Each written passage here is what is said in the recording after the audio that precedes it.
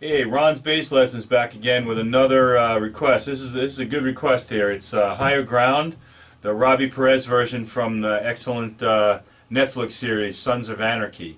This is in the key of D, which is a step down from what it is on the Stevie Wonder one. On the Stevie Wonder one, you can play it with the open E string as the main chord, but you can't do that here. And actually, I think I read somewhere that the Stevie Wonder one's actually an E flat. Maybe they tuned down, but anyway, the covers I've seen or whatever in the videos, they're playing with the open E. So either it's in E or they tuned down. But this is standard tuning, and it's in D. The atmosphere of the bass line leads me to believe that there might be a 5-string bass involved on the studio recording. I did see there was one live video of them doing this, and it looked to me like the guy was playing a 4-string bass. There wasn't a lot of shots of the bass player, but as far as I can tell, I thought I only saw 4 tuning strings. So maybe he's got an octave pedal or something, I don't know, but it does sound kind of more guttural, but nonetheless, the D is the correct note. So the intro is just vamping on D. There's a little like acoustic electric intro, and like 4 bars I think, and then you come in 4 times with just vamping on D, and everything's kind of in a triplet feel, so galloping kind of triplets, so it helps to be able to use 3 fingers, but you don't have to. The song is slow enough that you can do it with just 2. Okay, so either way is fine. I've kind of developed a 3 finger thing over time, because it just, if nothing else, in the 3rd set of a show, my fingers aren't as tired. I can do some work with the other one. But anyway, so you just do that 4 times when you're waiting for the singing to start.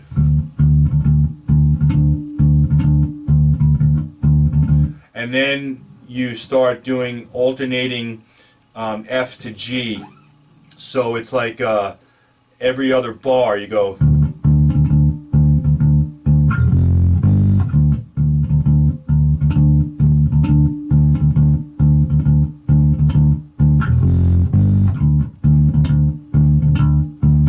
Okay, so I kind of like that approach myself. I try to use that a lot, even in songs that I copy where they don't do that. If the bass player is doing the same thing over and over again, I like to alternate, in a lot of songs, unless I think the song calls for it. So that's your main verse riff, and then it does it goes to the 4 chord, which is well, not the 4 chord, but it goes E to G. Actually, it does go to the 4 chord. It just makes its way from the relative minor. So you're going D a couple times, and then it switches after the. Then it goes to E, G, and right before it goes back during the singing part, during the verse, it hits the C to create the tension to make you want the D chord back again. It's right at the end of the verse. It's like you count 1, 2, 3, 4, and then it's 1, 2, C, C, back to D's. So let me try to count it so you see what I'm talking about. So it's like 1, 2, 3, 4, 1, 2, 3, 4. I think I might have done that a little too early. I think it's 1, 2, 3, 4, 1, 2, C, and then D. Let's see what else we got. We got the changes, and I did tab it, and it's on the cover version. I put a close-up of it, and I can email you if you think you need the tab. So the only other part in the song is the bridge. The bridge is, I guess it's like sort of like based on the original bridge, but there's a lot of octaves in the Stevie Wonder version.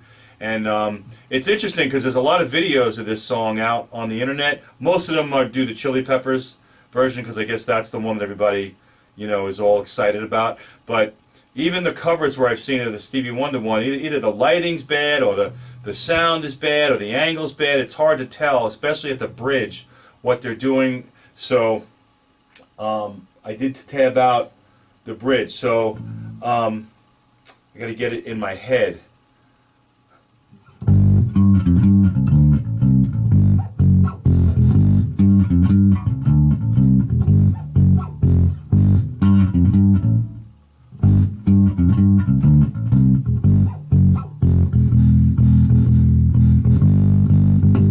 Okay, so the turnaround chords on the bridge are the same as they are in the verse. It's E to G, so it's just the riff. So you're basically playing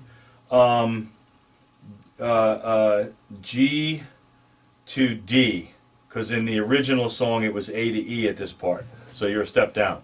So you're basically starting with an octave of the G. Everything's pretty much in third position here. So you're on the G note on the 3rd fret, and then you're going G, F, G, and then come up a string, and you're going C to D.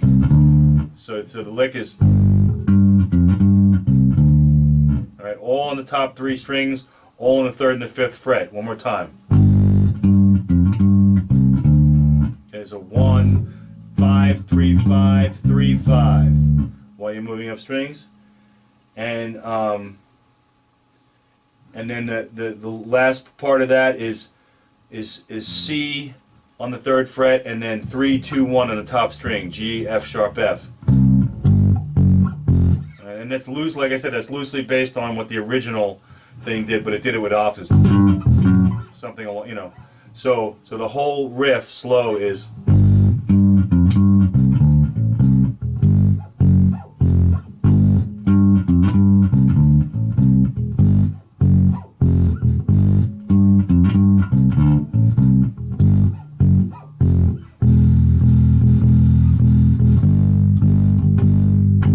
Right back to the top. You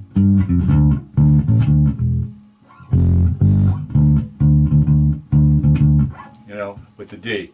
So that's all the parts. Like I said, I have the cover up as I always try to, playing in real time, and I have the tab. So hopefully between all that, you can get it.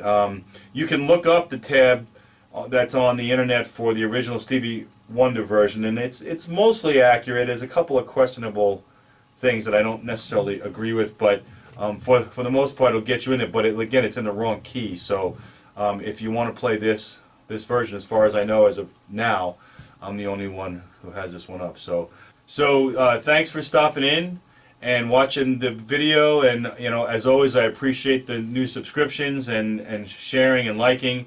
And just a reminder that I do custom video lessons.